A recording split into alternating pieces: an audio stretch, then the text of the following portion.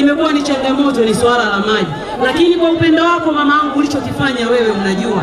Na naomba nikiseme mbele ya ndugu zangu hao, kwa upendeleo mkubwa, sisi wana Serengeti ni moja kati ya miji 28 ambayo itanufaika na mradi mkubwa wa miji 28 ambao mama kwa upendo wako umetoa bilioni 23.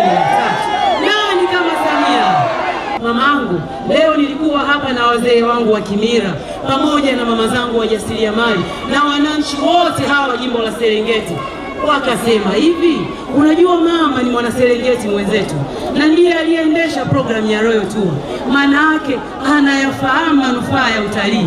Sasa mwambie na sisi ni wahifadhi wenzie. Halafu kwa kuwa sisi ni wahifadhi wenzie, mwambie hivi, kiwanja cha ndege oye! Mama wanaamini ukitupatia kiwanja hicho ambacho kwa upendo mkubwa sana tayari umekiingiza katika ilani, na sisi kama uongozi wetu tumeshatenga eneo. Mama, hilo ni ombi la kwanza wameniomba ni kuombe. Hapo vipi?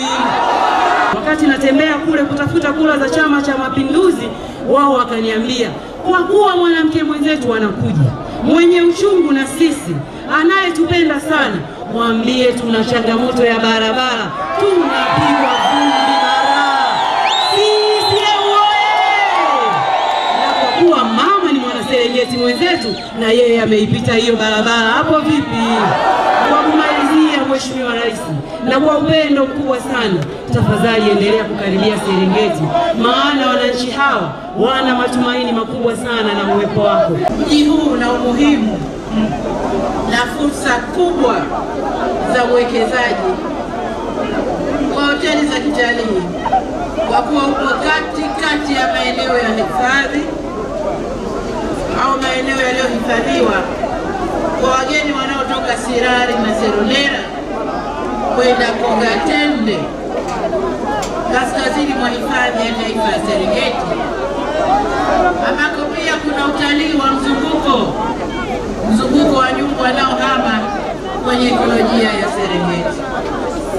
Kwa mji huu ni mji wa mkakati wa utalii. Serengeti imekuwa hifadhi bora duniani na kwa miaka nadhani 3 mfululizo tumekuwa tukishinda hiyo tuzo. Sasa katika miaka 5 inayokuja, na mkitupa ridhaa, mkituchagua, lengo letu katika utalii ni kuendelea kutangaza vivutio vyetu na kukuza utalii kufikia watalii milioni 8 kwa mwaka ifikapo mwaka 2030. Hivyo basi hifadhi ya taifa ya Serengeti itakuwa sehemu muhimu ya kufikisha watalii hao milioni 8. Vile vile katika ilani yetu ya mwaka huu mpaka mwaka wa 2030 tumewaahidi kwa hapa Mugumu tutakuja kujenga kiwanja cha ndege. Imo kwenye ilani. Kwa lile ombi la kiwanja cha ndege Mugumu limo kwenye ilani. Na tutajenga uwanja huo ili tuwezeshe watalii kutua moja kwa moja ndani ya hapa mji wa Mugumu. Kwa upande wa utalii bado tuna kazi ya kufanya, kukuza utalii, lakini kubwa zaidi kuleta kiwanja cha ndege hapa ndani ya mji huu. Mgombea ubunge amesema maeneo ya afya, elimu, maji, lakini pia umeme. Nataka niwaambie ilani yetu ya Chama cha Mapinduzi, kama ilivyokuwa ilani iliyopita, na hii pia inazungumzia maeneo hayo.